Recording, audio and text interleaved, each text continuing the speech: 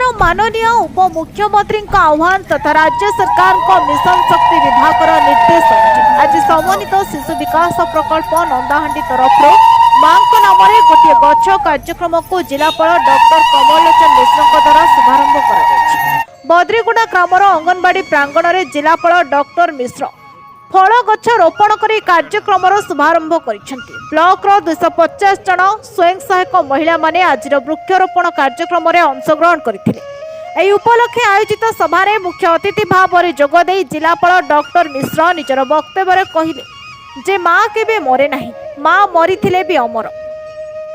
जीवन में हठात विपदर सम्मुखीन हेले आपे आपे माँ शब्दटी पार्टी उच्चारण हो जाए। से माँ पाई ओडिशार माननीय उपमुख्यमंत्री आह्वान क्रमे आज जिले में वृक्षरोपण कार्यक्रम चली। एसत जिले में 2 लाख स्वयं सहायक महिला द्वारा 8 लाख वृक्षरोपण लक्ष्य रखा विषय सूचना प्रदान करते। जलवायु परिवर्तन जो पृथ्वीर उत्ताप बढ़ुଛି यार प्रभाव में अत्यधिक गरम होगा, बन्या बात्या और मरुड़ी भली विपत्ति आसुछि। जलवायु परिवर्तन को रोका न गले पृथ्वीर अनेक अंश जलमग्न हेबो, अनेक अंश मरुभूमि में परिवर्तन हेबो।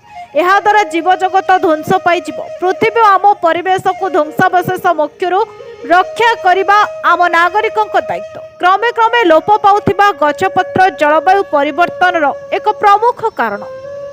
जलवायु परिवर्तन में गछर भूमिका विषय आलोचना करने सहित प्रत्येक ग्राम में मां नाम गोटे गछटे लगाइबा पई प्रत्येक व्यक्तिविशेष को अनुरोध करिसेंति। अन्य मानक मध्य जिला समाज कल्याण विभाग अधिकारी शिवानी गुहा, नंदाहांडी विडीओ क्षीरोचंद्र साहू, उद्यान विभाग उपनिर्देशक चंद्रमोहन साहू, फॉरेस्टर रितेश सुना, जिला मिशन शक्ति संयोजक हर्षानंद प्रधान, एक्शन एड जिला परामर्शदाता फकीर चरण राउत, जिला ममता संयोजक विश्वजित महांती प्रमुख उपस्थित वृक्षरोपण करथिले।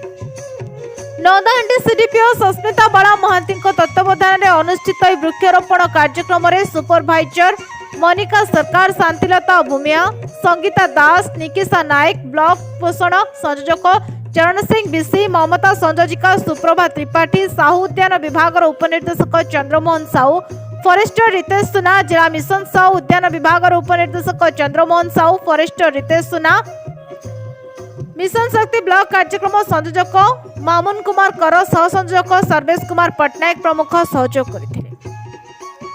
नवरंगपुर श्रीहरि विषय रिपोर्ट, नवरंगी लाइव।